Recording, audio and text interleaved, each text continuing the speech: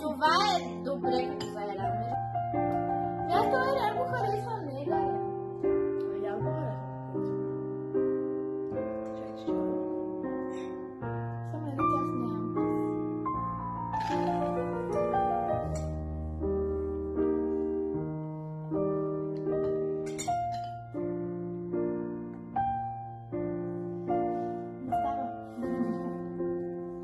Аз му давам. Аз искам да пия.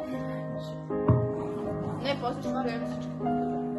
Значи, аз на това му давам 8,5, защото аз по принцип го харесвам и мирише на кисело мляко, а не на някакво гадно там, на някакво гадно вкиснало кисело нещо си там. Може и на една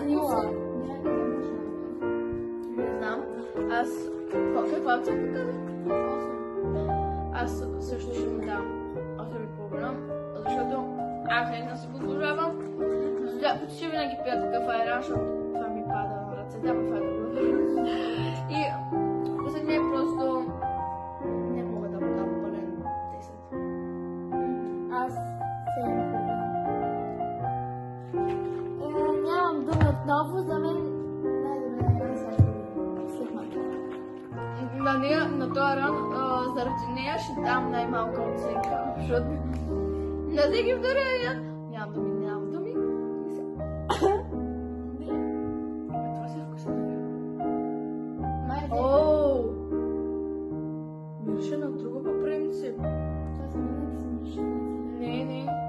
Тати винаги купува такъв.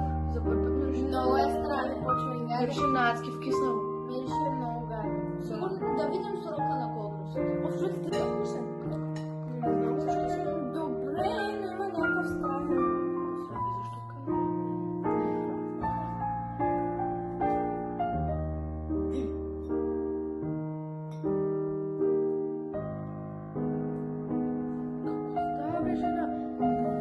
Даже не искам да измуча това. Дали сме взели някакъв киснат? И то се наистина доста по-вкусен.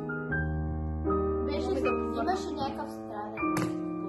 Имаше Няма вкусна. едутка. Не, това му дам по принцип. Му дам 9 от 10 и сега му дам 2 от 10, защото нещо му има. Не са го развалили. Чувате ли Балкана? Развалихте от... Аз му давам 5,5. Колко?